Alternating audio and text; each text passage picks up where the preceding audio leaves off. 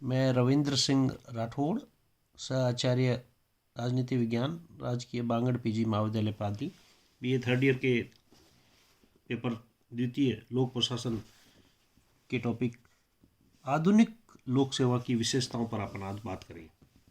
आधुनिक लोक सेवा की निम्नलिखित विशेषताएं विशेष रूप से उल्लेखित है।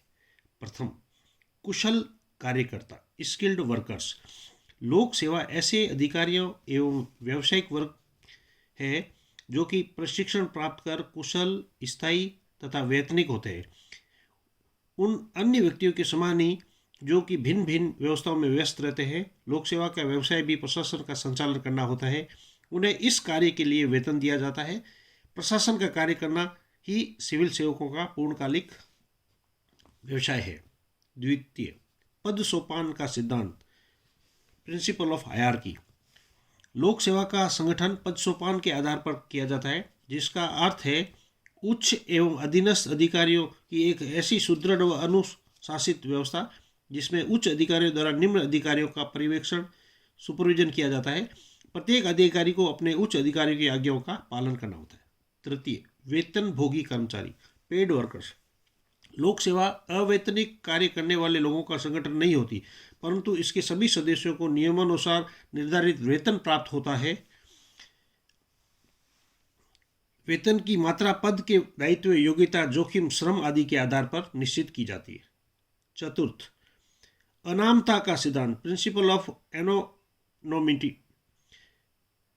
लोक सेवक जो भी कार्य करते हैं बिना नाम के करते हैं, उन्हें अनाम ही रहना पड़ता है। वे पर्दे के पीछे रहकर बिना अपना नाम सामने लाए ही सारे कार्य संपन्न करते हैं। कार्यों का सारा श्रेय जनप्रतिनिधियों को प्राप्त होता है। पांचवा पॉइंट है स्थायी कार्यकाल, परमानेंट टेन्योर। लोक सेवा निश्चित समय एवं उम्र तक अपने पद पर कार्य करते हैं। लोक सेवक यदि कारण है कि लोक सेवा जीवन वृत्ति कैरियर के रूप में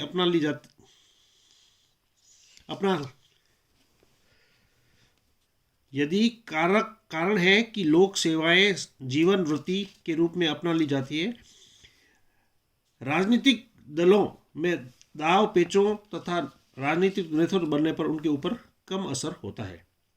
सिक्स्थ पॉइंट है तटस्थ दृष्टिकोण। राजनीति में तटस्थ लोक सेवा की अन्य महत्वपूर्ण विशेषता है। वे तो राज्य के सेवक होते हैं, उन्हें उसी दल की सेवा करनी होती है जो कि सत्तारूढ़ होते हैं। सेवंथ पॉइंट है जनता के प्रति उत्तरदायित्व।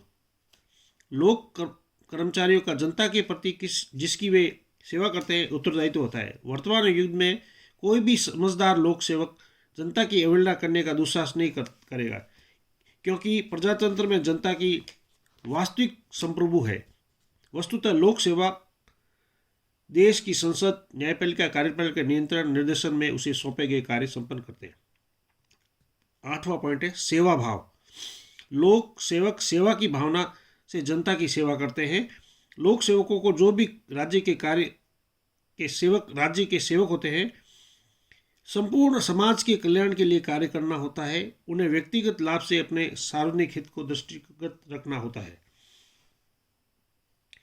नाइन्थ पॉइंट है प्रशिक्षित कार्यकर्ता। लोक सेवकों को उनके कार्यों तथा दायित्वों का समुचित प्रशिक्षण दिया जाता है। वे गैर अनुभवी नहीं होते।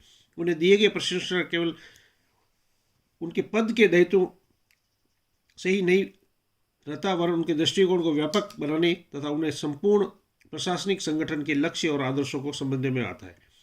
इन सभी विशेषताओं के आधार पर S.I. फाइनर ने अपनी पुस्तक प्राइमर ऑफ पब्लिक एडमिनिस्ट्रेशन लिखा है कि लोक सेवा का अस्तित्व लाभोपार्जन के लिए नहीं होता, अतः इसके सदस्यों की प्रेरणा अंतिम आश्रय के रूप में वेतन प्राप्त की ही होती है, जोखिम उठाकर अधिक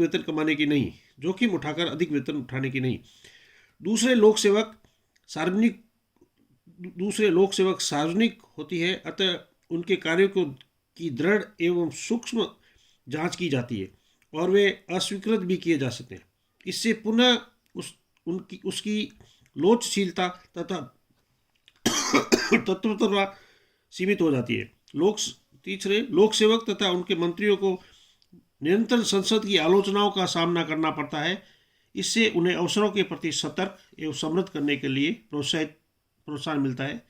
अंततः इसकी सेवाएं व्यापक होती है।